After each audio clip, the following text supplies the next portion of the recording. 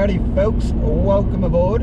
Ray here from Tour Local on the first of what is hopefully going to be many of our little virtual tours that we're going to be putting up for you. So today, as I'm sure you can pick out here, we are heading into the lovely city of Melbourne. So a beautiful day to be travelling today. Sun's out, barely a cloud in the sky. In fact, I can't even see a cloud in the sky. So a perfect day for us to be travelling here. Now, I normally do like to start off our tours with a bit of a joke. So for those veteran travellers of ours, you may have heard this one before. But did you hear about the two aerials on the roof that fell in love and got married? No? Well, apparently the ceremony wasn't all that good, but the reception was excellent. I'm pausing for laughs. I hope there's a lot of laughter going on. So there you go. There's my first and possibly only joke for the day. I normally don't get to tell them anymore after that one. Alrighty, now you will see as we come around the corner here, two, well, I'm going to say quite tall buildings out there in front of us. Now I normally like to give a bit of a quiz, if you will, and ask people what they believe the tallest building in Australia to be.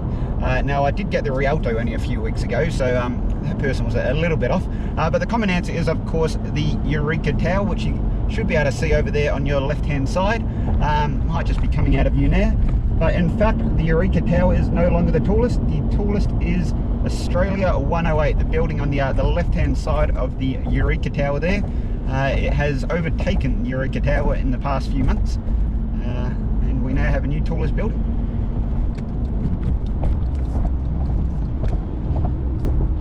It's always a lovely view coming over here. You get to see the Melbourne Sporting Precinct, Amy Park there in front of us as we come off here onto Kingsway.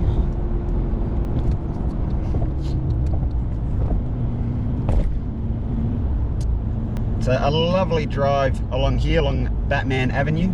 You've got the lovely Yarra there on our left hand side, and unfortunately we've got the Holden Centre there on our right hand side. Normally this is where we drop anyone off that does barrack for the black and white Magpies, but we'll be nice to you today. We won't kick anyone off today, not that I've got anyone to kick off anyway. Now this bridge that we are about to come over now is the Swan Street Bridge. So this was built back in the 1950s, or completed back in the 1950s, and would you believe it, it was constructed by an all-female labour force. Now if you pay attention to the date it was completed, you might be able to guess why that was. Of course, a lot of the men of the time were off fighting in World War II, which left our fully capable ladies to build this magnificent bridge. For those familiar with what's been going on in Melbourne the past few years, you might know that this bridge was recently renovated. They were working on it for almost a good 12 months until they realised that the blueprints that they were using, which were about 70 years old, were no longer relevant, and they had to sort of scrap the plans they had and start again. But to this day, about 150,000 vehicles use that bridge on any given day. Probably not as many anymore, but on a regular day. Now guys, as we come along Alexander Avenue here, we're going to be passing over, or just passing near, quite a few of the prominent bridges throughout Melbourne. So you might be able to see the one there, when it's a bit covered by trees. Just on the right hand side of us there is the Church Street Bridge. So this is where Chapel Street is. Now the Church Street Bridge is known as the Bridge of 1,000 Arches. Now I haven't counted them all myself, I'm taking someone's word for that, but apparently there are over 1,000 arches on that bridge. This, what we're passing under now, is the Cremorne Street Rail Bridge. 6 lanes, or 6 railway lines pass over that bridge, and we're told that a train passes over that bridge every minute and a half on average, that is. So again, I haven't done my counting, my maths on that one. Smarter people than me have come up with those statistics.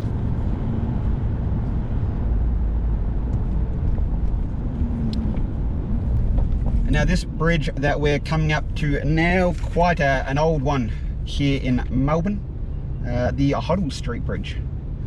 constructed back in 1938. This bridge connects Punt Road and Hoddle Street.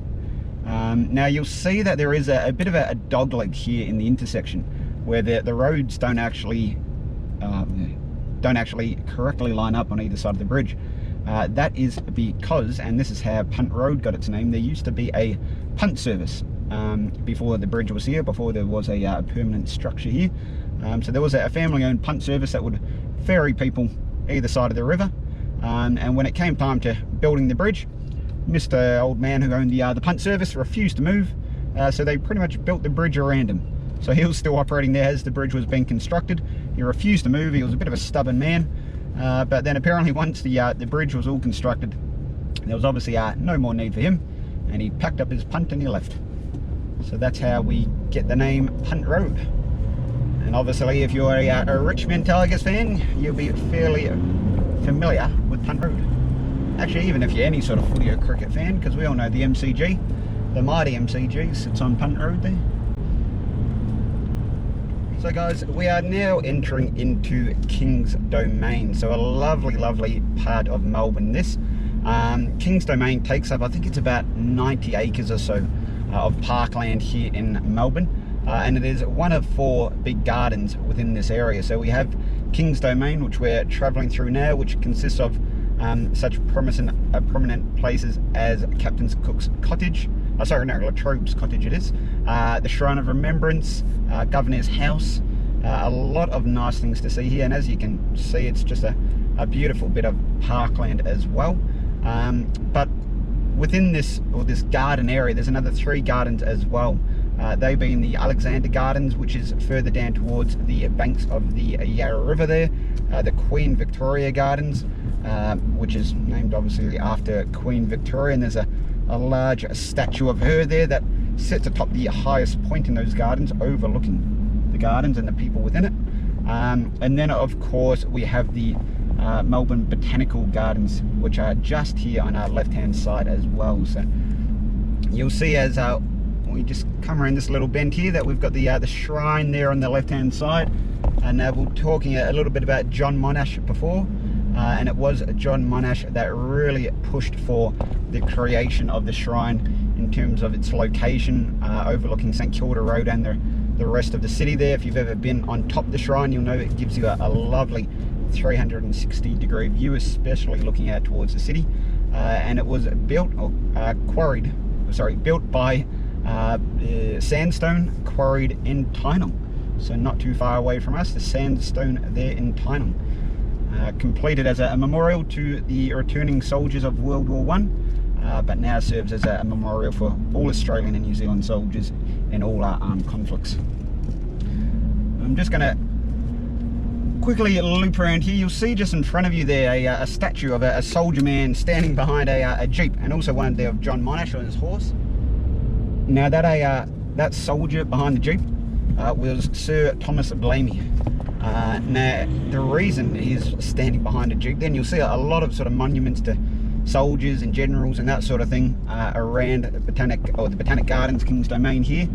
The reason he's behind a jeep, or the windshield of a jeep, is because he is quite well known for bringing the Australian Army into the 21st century. So he was the one that really pioneered the way in terms of getting rid of soldiers on horseback and that sort of thing, and he really integrated the use of technology into the Australian Army. Now here we're about to turn onto St Kilda Road, quite a famed road here in Melbourne. Directly ahead of us there, a little off to the side, you can see what we were talking about before, Australia 108. So the reason it's called Australia 108, a very creative name, is because it's going to have 108 stories. So there you go, a very creative name with whoever came up with that one. But like I was saying, it is going to be the tallest building in Australia, because we don't like to count Q1, because all they've got is a little spire on top of theirs. Now we're coming down here, St Kilda Road. We've got the National Gallery of Victoria there on our left hand side, as well as the magnificent Art Centre.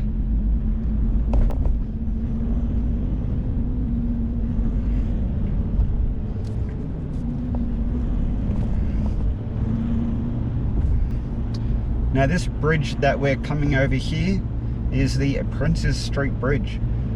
Now this was the site of the very first permanent crossing of the river. It's undergone quite a few changes in its lifetime. I think it's sort of gone through 3 permanent redevelopments, and it's recently been renovated to sort of widen the edges of it a little bit as well. But yeah, very prominent bridge in Melbourne there. Of course, we've got Flinders Street Station here on our left hand side. Very nice station. Again, this has recently undergone a bit of a redevelopment as well. If you see it from a night time, well, you can barely even recognise it. It looks absolutely amazing from a night time, Now we're turning here off what has become Swanston Street onto Flinders Street. The magnificent St. Paul's Cathedral there, that was in front of us. That's where a lot of the state funerals are held.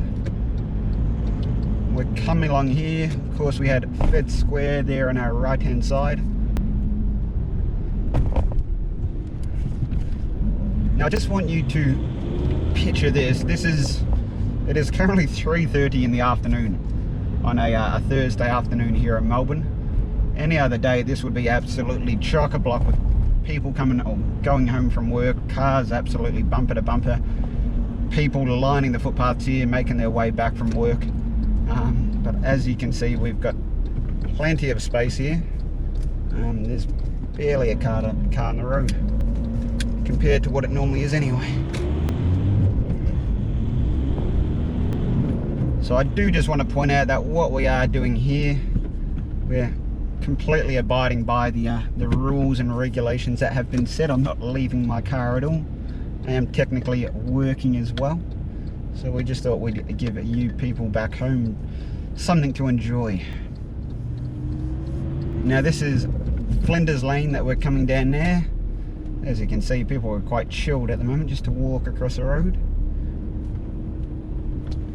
And now you'll see a few famous lanes here as we make our way down. On the left hand side there, you'll see AC/DC Lane. That's what the now famous band named their band after. They were traversing down these streets one day, saw AC/DC Lane and thought, hey, that's a good name for a band. Well, did you see that little picture of Elton John and Baby Yoda there? So as you can see, guys, we've made our way into the Docklands precinct here. So we have travelled down a Wirringery Way and have now made it out to the Docklands Harbour on the Docklands Esplanade. We'll just wait for these people. So you'll see a Marvel Stadium over there on our right hand side, and the beautiful Docklands Marina there on the left hand side. Now the west of Melbourne where we are here was once the site of the tallest hill within this area. It was known back then as Batman's Hill. Here we are, guys, on the bulky bridge. Now those two great big poles, towers, structures you can see there either side of the bridge in front of you, they are known as Jeff's goalposts. Now why, you ask? Well, they were put up there by Jeff Kennett, and they measure just slightly higher than the Sydney Harbour Bridge. So we've put them there to proclaim ourselves better than Sydney, if you will. And now they are two completely freestanding objects. They provide absolutely no structural integrity to the bridge whatsoever, though they did cost about $20 million each to put in place. So that's your tax dollars at work, at least making us better than Sydney. So we've just come onto Collins Street here, guys, right on the western end of Collins Street, down by where Docklands is. It is currently 4:06 in the afternoon on a Thursday afternoon here. Normally this would be absolutely bustling, chock-a-block with cars and people and all sorts coming home from work. But as you can see, very quiet this time. So I'm going to see how long it can take us to get from one end of Collins Street, where we are now, right towards the eastern end, which is known as the Paris district of Melbourne. So Collins Street does run east to west here, and we'll see how long it takes us. Normally I'd say it would take us about an hour at this time on any given day, but I have a feeling we might get there a little bit quicker.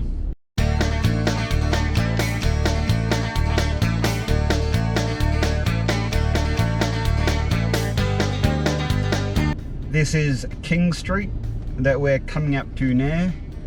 Quite renowned for a lot of Melbourne's clubs and pubs and the nighttime scene, if you will. Normally comes alive of a nighttime, but not too much at the moment, I don't think, especially not during the day.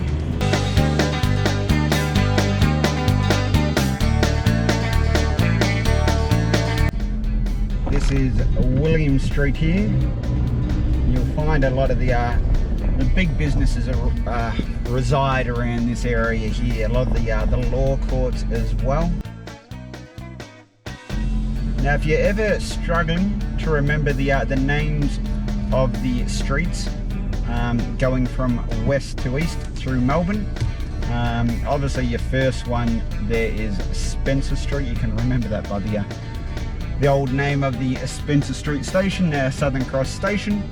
But if you remember it by King William and Queen Elizabeth, so obviously that's who they were named after then. King William, Queen Elizabeth, and then after that they get a little bit more difficult. You sort of have to put your mind to it, but the first four there heading west to east, quite easy to remember if you can remember your king and queens back in the day.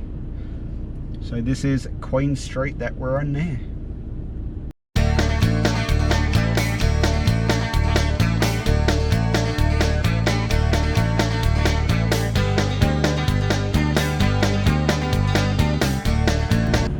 This street that we are passing over here is Elizabeth Street. So one of the more sort of touristy areas of Melbourne. If you'd seen down your right hand side there, which you probably didn't, I do apologise, you would have seen the lovely looking Flinders Street station. But you do have a lot of the sort of touristy areas running up and down Elizabeth Street there. It is quite a commercial street. This here now is Swanston Street. Now, if you're familiar with Melbourne, you will know that Swanston Street has been closed off to cars. So it is bicycles, trams and pedestrians only going north to south up Swanston Street. Little known fact, Swanston Street boasts, and it's these ones here that you're looking at, maybe not these exact ones, but the intersection here at Swanston and Collins is the very first place where in Australia to put in traffic lights. So there you go, right outside the Melbourne Town Hall, which is an absolutely glorious looking building there. Gets lit up many times throughout the year, but definitely one of our nicer buildings here. There we have the Regent Theatre on the right hand side, closed down at the moment unfortunately. Here we are at the intersection of Collins? Yes, sorry, I forgot what road I was on.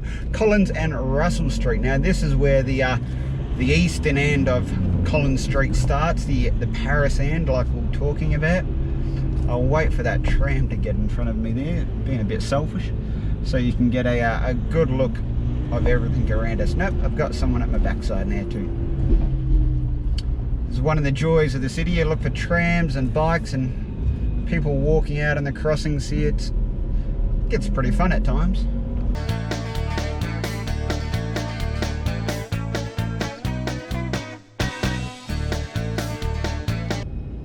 This is Exhibition Street that we've come up to now. Yeah, it's an interesting street, Exhibition one. It's a bit of a businessy one, though the further north you head, the more you sort of find a few more pubs and entertainment districts and that sort of thing. On Exhibition Street too is Her Majesty's Theatre, which is another one of the very nice theatres in Melbourne here, as well as the Comedy Theatre, which has recently undergone a renovation and is quite a boutique sort of theatre in Melbourne, but still a very nice one in its own right.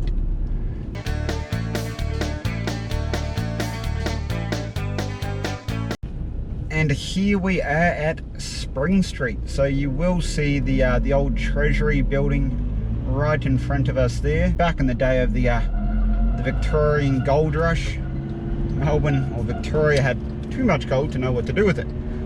So we pretty much built the old Treasury building, or back then it wasn't old, it was just the Treasury building, and put the gold underneath it.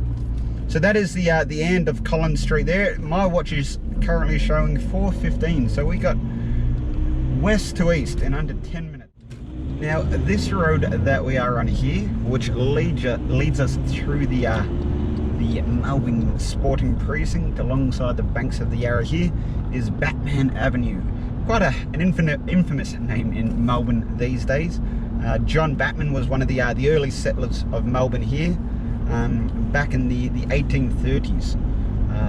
He was the gentleman that signed the now sort of infamous treaty with the Aborigine people, where they signed over 500,000 acres of land, or hectares of land I believe, which is now the Port Phillip district, in exchange for sort of just a bunch of t-shirts and hammers and that sort of thing. So the Aborigines at the time thought they were just sort of leasing the land or allowing the white folk to walk over it, but as it is, we now have Melbourne here, and at the time John Batman declared himself the greatest landowner the world has ever seen. So that is John Batman. He is also credited actually for naming the Yarra River. Again, back in around the 1830s, it was said that John Batman and a few of his associates and a few of the Aboriginal elders of the land were standing near the banks of the Yarra, down by where the Immigration Museum is today, where the old customs house used to be, and there used to be a waterfall, about a 4-metre drop into a freshwater lagoon that resided at at the end of the Yarra. And John Batman was standing there with a few of his associates and the Aboriginal elders, and he asked them, he wanted to know what they had named the river, so he asked them what they called it. But the Aborigine people thought that he was referring to the waterfall or the water itself, so they replied Yarra Yarra, which in their language translated roughly to it flows or it falls, and hence we have the name the Yarra, originally called Yarra Yarra, now just shortened to Yarra, as we like to do here in Australia. But yeah, the name for the Yarra River came about through a bit of a communication error.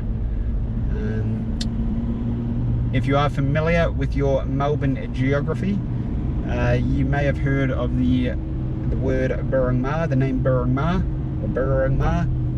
That is actually the name that the Aborigines had given to the river, which again translates to a river of mist and shadows. So a bit more of a mystical name there, but alas, it is the Yarra River that we have till this day. And as we drive along here, you will get to sight a few of Melbourne's famous bridges. There on the left hand side we do have the Morrell Bridge, named after the Lord Mayor of Melbourne at the time, built in 1899 and designed and engineered by none other than Sir John Monash. Now this is quite a famous bridge. For one, it's no longer open to cars, unfortunately. Not that it couldn't withstand the cars, but now that we've got a few more bridges around, they felt no need to have cars continuing to go along this bridge.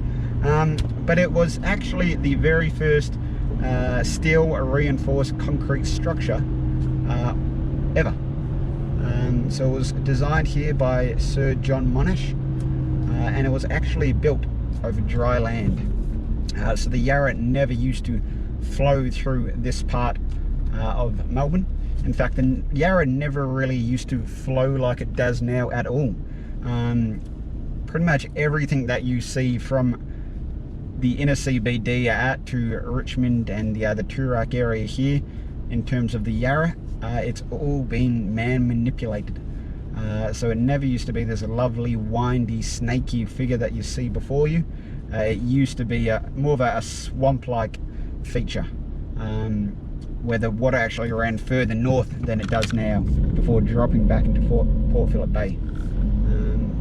It was man manipulated for many reasons. One large one was that most years it was subject to flooding, and there was even reports some years the water level rose by 14 meters, and if you think 14 meters, that pretty much encompasses where we are right now. so no one could really build with any confidence or have any land with any sort of meaning around the banks here, as it would constantly flood around these areas. So they sort of dug it out, they widened it out, they diverted it somewhat as well, to the point where we've now got the Yarra that we see today, which is a lovely, windy, snaky figure. Now I'm sure you've all sort of heard the rumour that you don't swim in the Yarra, because if you take one drop of the water there, you might keel over dead. Not exactly true. The water in the Yarra is not as dirty as some make it out to believe. It's what's known as brackish water, and it has a very high turbidity. I always struggle saying that word, turbidity. But what that means is that the Yarra is initially a freshwater river that's flowing from the foot of Mount Baw all the way out here to the mouth of Port Phillip Bay. So you've got freshwater mixing with seawater, and that's where the seawater, the salt water, doesn't give the dirt molecules that's flowing down through the Yarra, it doesn't give them time to subside. So back in the day, before we sort of did a lot of digging around here, it obviously was a lot more cleaner because there wasn't as much dirt in the water.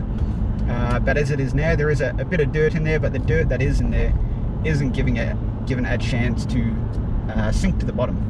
So that's why the Yarra has been done the river that flows upside down, because the dirt was actually dirtier on top than it is on bottom. If you do decide to take a little swim in the Yarra, I suggest that you duck right down to the bottom, because it might be a little bit cleaner down there for you. So I'm definitely not condoning that, but yeah, just keep that in mind if you ever go for a little swim there.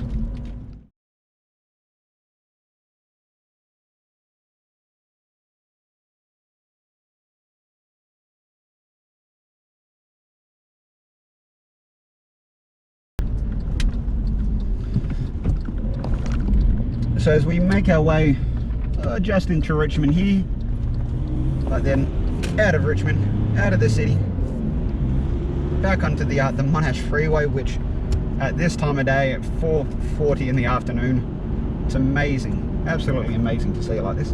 I do bid you farewell. I'd like to thank you for joining me on my little tour of Melbourne today. I do hope you've enjoyed the drive as much as I have.